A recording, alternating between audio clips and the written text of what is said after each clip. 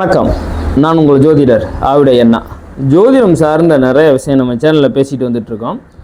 இப்போ பார்த்தீங்கன்னா மேச ராசிக்கு வரக்கூடாத திசை, மேச ராசியோ அதே மாதிரிக்கு பார்த்தீங்கன்னா மேச லக்கணமோ வரக்கூடாத திசை அப்படின்னா எது? அப்படி பார்க்க போகிறதுல பார்த்தீங்கன்னா பொதுவாக நமக்கு வரக்கூடிய திசை அப்படின்னா புதன் திசை. புதன் திசை வருதுனாவே எதுக்கும் ஆசைப்படாமல் நம்ம வேலை உண்டுன்னு நம்ம வேலைக்கு மட்டும் போயிட்டு இருந்தோம் அப்படின்னா கண்டிப்பாக தப்பிச்சுக்குருவோம். அதை விட்டுட்டு அந்த புதன் திசையில் இடம் வாங்கிறது, கடன் வாங்கிறது, வீடு கட்டுறது, வண்டி வாகனம் வாங்கிறது, இது மாதிரி எதை நீங்கள் செஞ்சீங்கனாலும் 100% பெரிய லெவலில் பிரச்சனையை சந்திச்சு நம்ம கடனால் கஷ்டப்பட்டு நம்ம பண்ணுற முயற்சி எல்லாம் நம்ம சம்பாதிக்கிற பணம் எல்லாம் வட்டிக்கு போய் மன உளைச்சலுக்கு ஆளாயிரும். அதே மாதிரி நோய் நொடி பிரச்சனை, இது எல்லாத்தையும் கொடுக்குற வேலையை 100% பார்த்தீங்கன்னா புதன் செஞ்சிருவார்.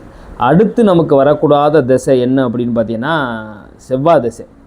செவ்வாய் திசை வந்துச்சு அப்படின்னா பார்த்தீங்கன்னா உங்களுக்கு பார்த்தீங்கன்னா இல்லை உங்கள் லக்னாதிபதி ராசியாதிபதி எல்லாமே அவராக தான் வர்றாரு. அவர் 8ஆம் தேதி. அப்போ அது வரும்போது என்னென்னா நீங்களே போய் எங்கேயாவது விபத்து சந்திக்கிறது, பாஸ்ட்டாக போய் விபத்தை சந்திக்கிறது, நீங்கள் வாங்கின ஏதாவது கடனுக்கு எதுக்கோ பிரச்சனை பண்ணி அதுக்கு நீங்கள் அசிங்க அவமானத்தை சந்திக்கிறது, இந்த சூழ்நிலையெல்லாம் 100% 8ஆம் இடத்து வேலையை செஞ்சிடும். அதே மாதிரி திடுக்குன்னு திருப்பம் பெரிய ஒரு அதிர்ஷ்டம் கொடுக்குற வேலையும் கண்டிப்பாக செவ்வாய் செய்வார். ஆனால் அசிங்க அவமானத்தை விபத்து கண்டத்தை சந்திக்காமல் செவ்வாய் திசையை நம்மளை கடக்க விடாது. கண்டிப்பாக அதை பார்த்துக்கிறங்க. அடுத்து நமக்கு பார்த்தீங்கன்னா வரக்கூடாத திசை சனி திசை. சனி திசை வர்றது நல்லது, பட் இருந்தாலும் அவரோட சில பாதகத்தை செய்வார்.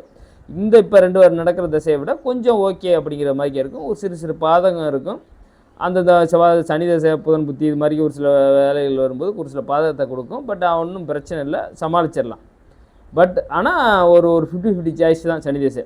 மற்றபடி நமக்கு ரொம்ப முக்கியமானதுன்னா புதன் திசை, செவ்வாய் திசை. அதில் மெயினாக பர்டிகுலர் திசை புதன் திசை. அதை மட்டும் நீங்கள் 100% பார்த்துருங்க.